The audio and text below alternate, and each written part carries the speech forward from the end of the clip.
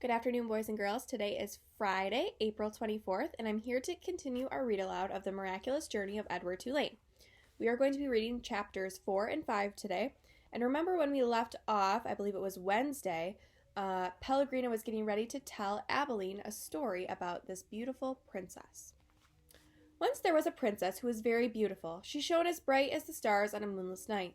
But what difference did it make that she was beautiful? None. No difference. Why did it make no difference? Asked Abilene.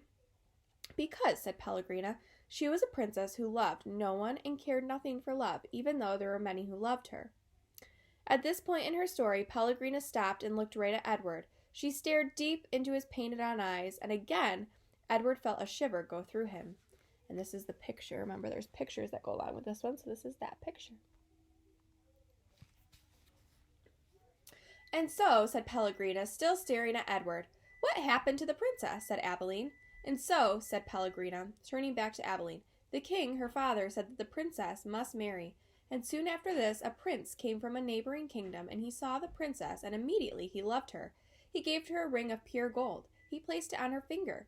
He said these words to her, I love you. But do you know what the princess did?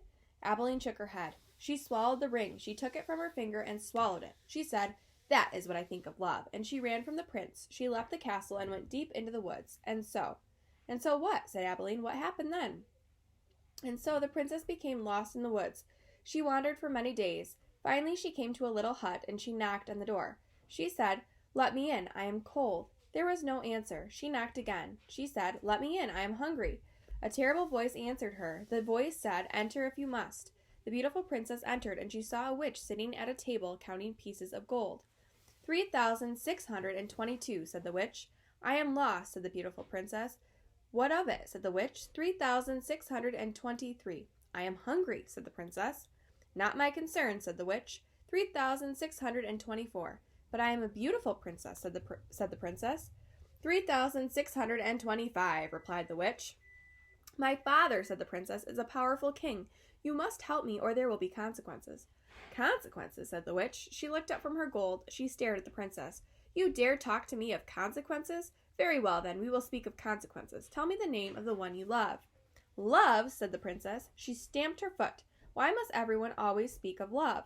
Whom do you love? Said the witch. You must tell me the name. I love no one, said the princess proudly. You disappoint me, said the witch. She raised her hand and said one word. Farthiggery. And the beautiful princess was changed into a warthog. What have you done to me? Squealed the princess. Talk to me of consequences now, will you? Said the witch, and she went back to counting her pieces of gold. 3,626, said the witch, as the warthog princess ran from the hut and out again into the forest. The king's men were in the forest too, and what were they looking for?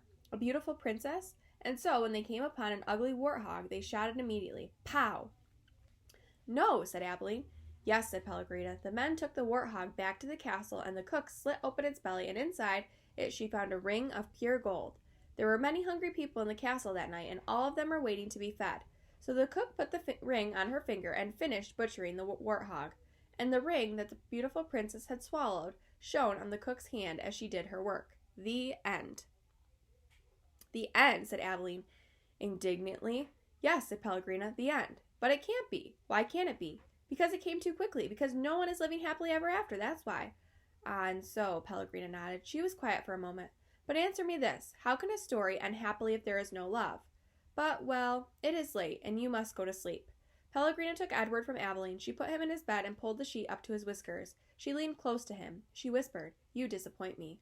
After the old lady left, Edward lay in his small bed and stared up at the ceiling. The story, he thought, had been pointless. But then most stories were. He thought of the princess and how she had become a warthog. How gruesome! How grotesque! What a terrible fate! Edward, said Abilene, I love you. I don't care how old I get. I will always love you. Yes, yes, thought Edward. He continued to stare up at the ceiling. He was agitated for some reason that he could not name. He wished that Pellegrina had put him on his side so that he might look at the stars. And then he remembered Pellegrina's description of the beautiful princess. She shone as bright as the stars on a moonless night. For some reason, Edward found comfort in these words, and he repeated them to himself.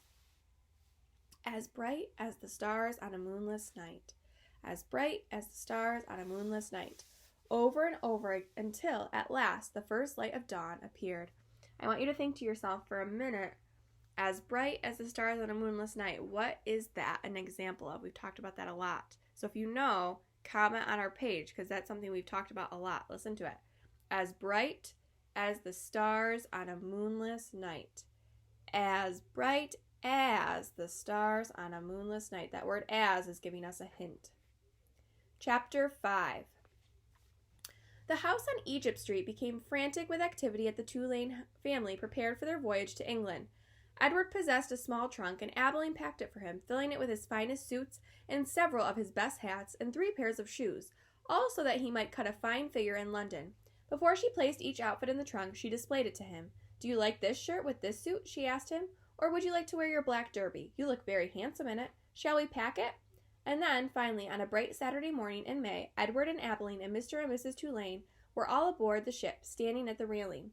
Pellegrina was at the dock. On her head she wore a floppy hat strung around with flowers. She stared straight at Edward. Her dark eyes glowed. "Goodbye," Abilene shouted to her grandmother. "I love you." The ship pulled away from the dock. Pellegrina waved to Abilene. "Goodbye, lady," she called. "Goodbye." Edward felt something damp in his ears. Abilene's tears, he supposed. He wished that she would not hold him so tight. To be clutched so fiercely often resulted in wrinkled clothing. Finally, all the people on land, including Pellegrina, disappeared. Edward, for one, was relieved to see the last of her. As was to be expected, Edward Tulane exacted much attention on board the ship. "What a singular rabbit," said an elderly lady with 3 strings of pearls wrapped around her neck. She bent down to look more closely at Edward. "Thank you," said Abilene. Several little girls on board gave Edward deep glances full of longing. They asked Abilene if they might hold him. "No," said Abilene. "I'm afraid that he's not the kind of rabbit who likes to be held by strangers." 2 young boys, brothers, named Martin and Amos, took a particular interest in Edward.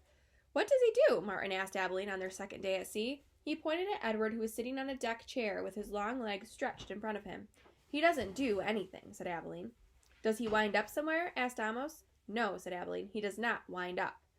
"What's the point of him, then?" said Martin. "The point is that he is Edward," said Abilene. "That's not much of a point," said Amos. "It's not," agreed Martin, and then after a long, thoughtful pause, he said, "I wouldn't let anybody dress me like that." "Me neither," said Amos.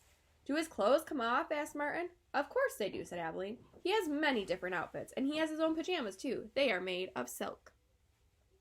Edward, as usual, was disregarding the conversation. A breeze was blowing in off the sea, and the silk scarf wrapped around his neck billowed out behind him.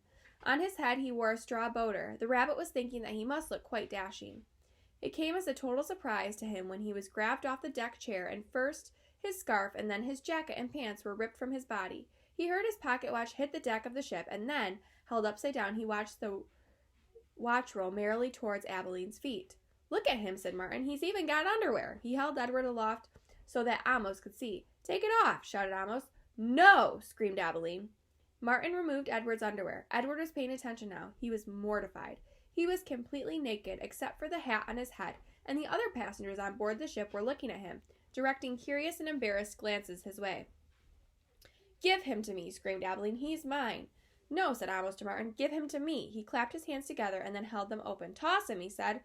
"Please," cried Abilene. "Don't throw him. He's made of china. He'll break." Martin threw Edward, and Edward sailed naked through the air. Only a moment ago the rabbit had thought that being naked in front of a shipload of strangers was the worst thing that could happen to him. But he was wrong. It was much worse being tossed in the same naked state from the hands of one grubby, laughing boy to another. Amos caught Edward and held him up, displaying him triumphantly. "Throw him back," called Martin. Amos raised his arm, but just as he was getting ready to throw Edward, Abilene tackled him, shoving her head into his stomach and upsetting the boy's aim. So it was that Edward did not go flying back into the dirty hands of Martin. Instead, Edward Tulane went overboard. All right, so we are going to stop there for today. I hope you all have a wonderful weekend, and we will continue this read aloud on Monday.